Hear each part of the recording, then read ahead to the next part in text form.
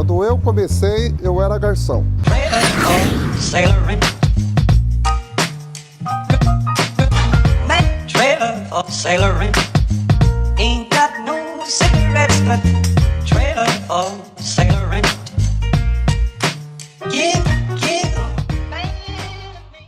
Hoje sou empresário, sou fundador do Grupo Gazin, da empresa que fatura 3,1 bilhões de reais e tenho acima de 7 mil funcionários.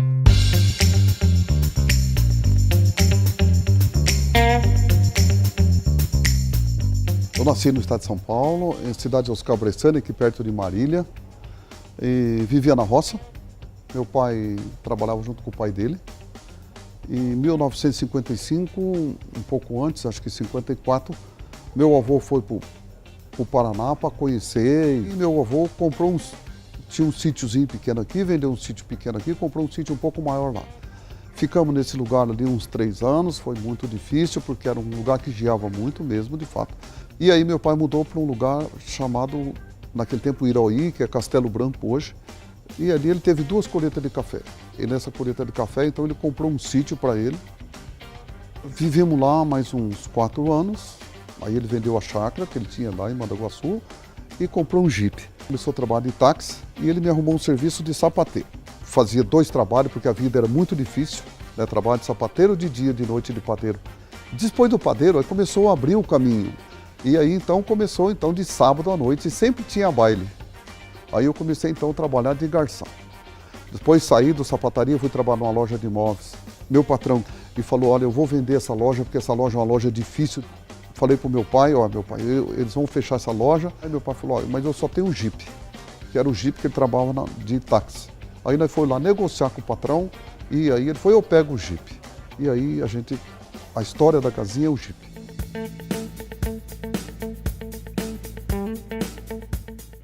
Eu fui para trabalhar na Gazin, eu tinha 17 anos.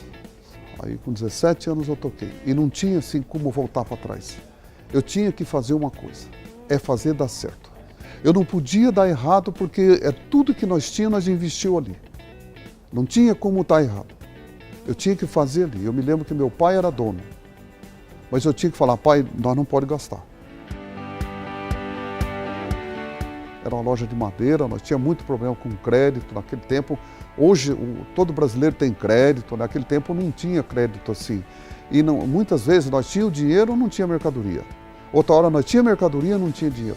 Eu vendia colchão de palha e de capim, e vendia guarda-roupa, cômoda, naquele tempo chamava guarda-comida, era onde ponhava prato, né, essas coisas assim. E vendia rádio e máquina de costura. Então nós falávamos loja de eletrodoméstico, mas era máquina de costura.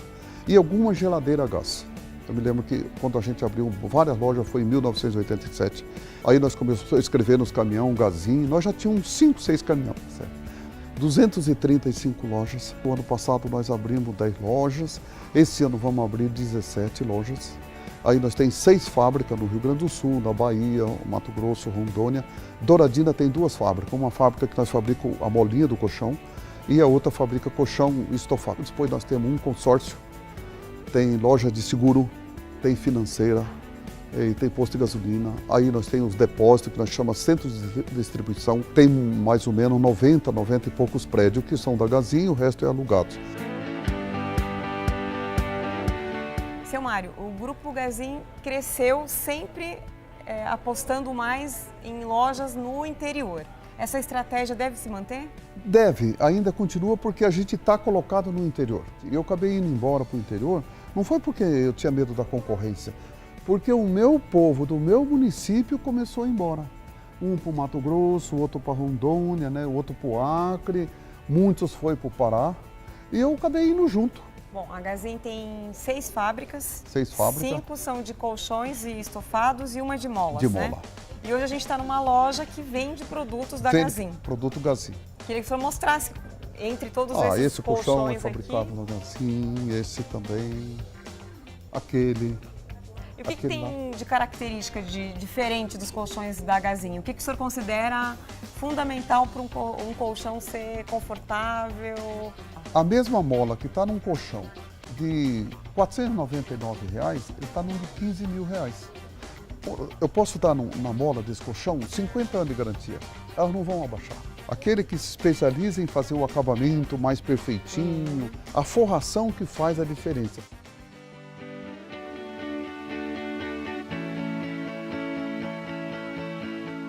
Eu tento preservar a minha empresa para a geração futura e tenho trabalhado para isso. A ideia é crescer sempre, mas nunca crescer assim, por exemplo, desordenado. Eu, por exemplo, de vez em quando alguém fala assim, eu comprei 50 lojas. Eu não tenho nem um pouquinho de inveja de ninguém assim, né? Eu falo, eu quero abrir 5, né?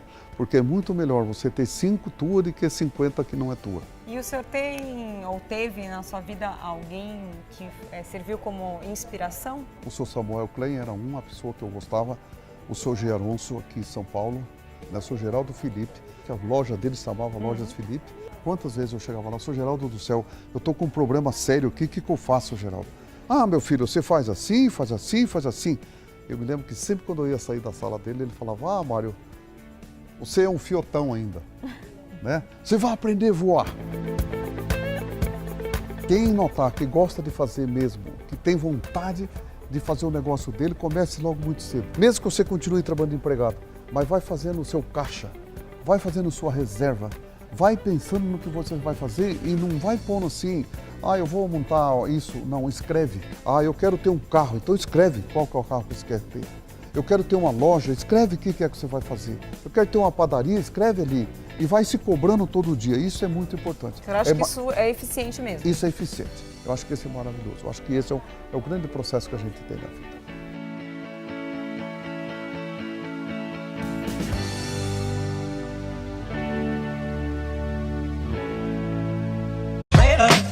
Sailoring, trailer for sailoring.